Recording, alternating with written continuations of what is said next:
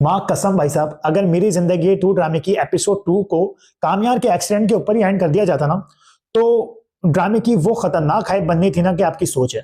पूरा पाकिस्तान एक हफ्ते तक के यही दुआ करता रहता कि अल्लाह पाक कामयार को जिंदगी दे दो। और सोशल मीडिया के ऊपर जो हाइप बननी थी ना इस ड्रामे की, जो कामयार के लिए दुआएं चलनी थी, वो इस ड्रामे की हाइप को एक नेक्स्ट लेवल के ऊपर ले जा सकता था। तो आई थिंक के मेकर्स थोड़ा सा इस चीज के ऊपर भी गौर कर सकते थे, लेकिन मेकर्स ने ड्रामे की हाइप देने की बजाय ऑडियंस के दिल का ख्याल किया कि लोग जो है वो उदास ना हो जाए पूरे हफ्ते के लिए। और जो एक मिस्ट्री थी कामयार की जिंदगी को लेकर, वो ड्रामे की 22वीं एपिसोड के अंदर ही शुरू हुई और 22वें एपिसोड के एंड के अंदर खत्म कर दी गई कि कामयार जो है वो जिंदा है। और नेक्स्ट एपिसोड के टीजर के अंदर हमें ये दिखा दिया गया कि Kamyar is alive and he is okay.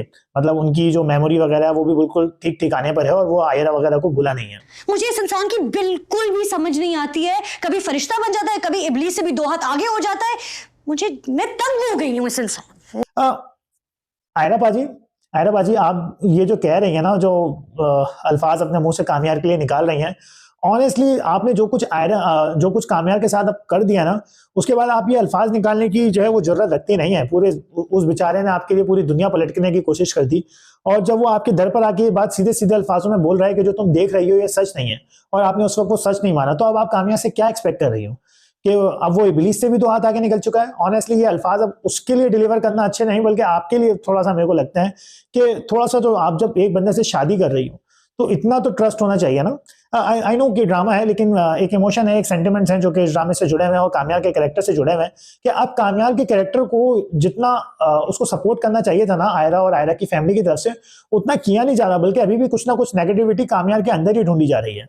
I think ऐसा नहीं होना चाहिए। कामयार ने जो कुछ किया और कामयार के साथ जो कुछ हुआ, वो अगर किसी और के ऊपर गुजरता तो वो बताता आपको कि ये कयामत से किसी कयामत से कम नहीं है। मतलब बंदे ने पूरे आउट ऑफ द वे जाके अपने कैरेक्टर को चेंज करा और एक अच्छा और सुधरा हुआ इंसान बना, एक अच्छी इतनी मशहूर पर्सनैलिटी वो जो है वो शहर की है। इसके बावजूद जो है वो उसकी वीडियो इस तरीके से वायरल हुई है। तो इंसान के कैरेक्टर को लेकर जब इतनी बड़ी चीजें हो जाए ना, तो वो आए बाएं कुछ नहीं देखता।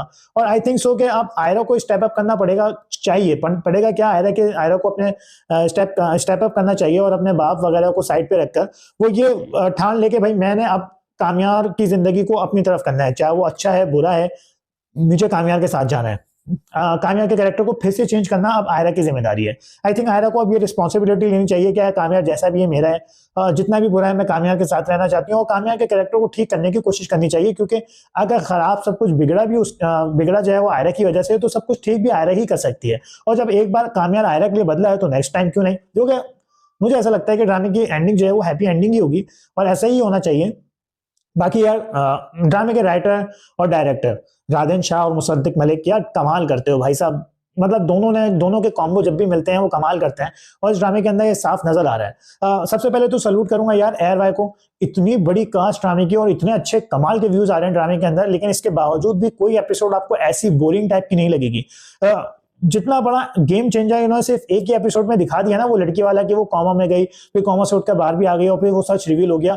आई गारंटी बॉस कि अगर ये ड्रामा जियो के ऊपर आ रहा होता ना, तो ड्रामे की 20 एपिसोड सिर्फ इसी स्ट्रेटजी के ऊपर निकाल देनी थी।